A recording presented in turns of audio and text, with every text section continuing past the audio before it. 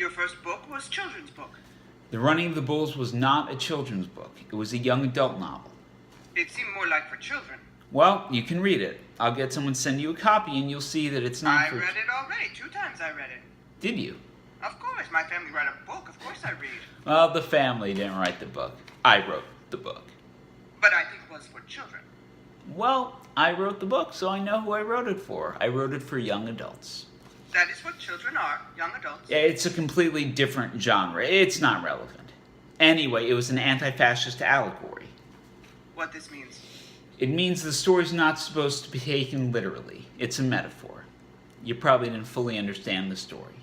Story was about talking animals. Talking bulls. And they were representative of the oppressed populace under General Franco. And they each must have a birthday party in the jail. Now the birthday party is a metaphor for stunted growth, and the jail is a metaphor for Spanish jail. And the animals who not talk too much must wear a hat? The hat is about mind control, which is why they can't talk. It's a thinly veiled allegory, an allusion to Hemingway and Orwell that literally any 8th grader would understand. It's a very strange story, but many people buy, I think. It sold 64,000 copies worldwide. It's translated into Korean. It's good now. Not when it's selling to children. You know, it's interesting. It was a great accomplishment publishing at that age, that kind of early success. It's good. It's not bad. It's good. But in retrospect, I don't really like it that much. You know, I can acknowledge the book's strengths, but I don't really like it. Yes, I think me too. Excuse me? I read it again just before you come here. Oh, and you decided you don't like it? You want the truth? No, not really. Okay. And I think the New York Times no like it either. Jesus Christ. I read review. You read the Times review? I put it in frame.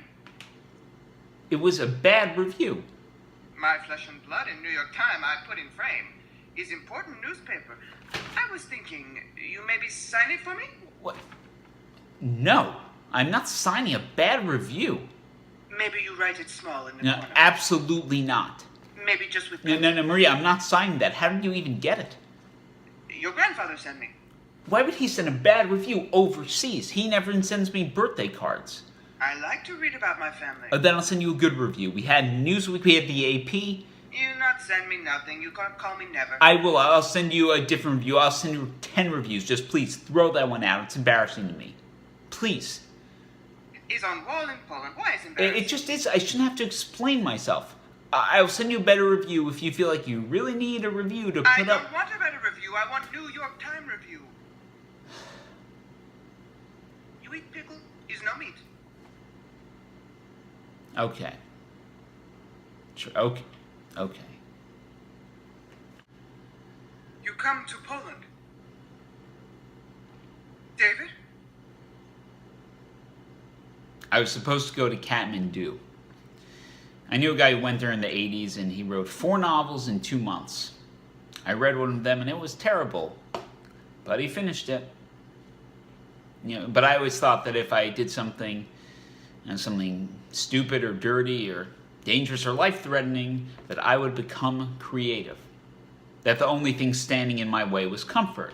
But I'm in Sznichen, Poland with you, Maria, and I can't write a fucking word. It's not relevant.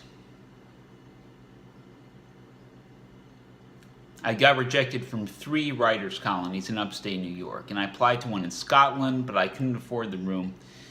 And I knew a guy from college who moved to Nairobi, and I was going to go visit him, maybe cross into Tanzania, go on a safari. I don't know what I was thinking. I can't think of anything worse than a safari, but he never even wrote back. You were a last resort, Maria. I'm sorry.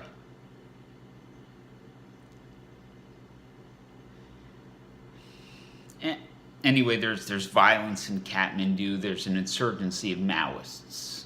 So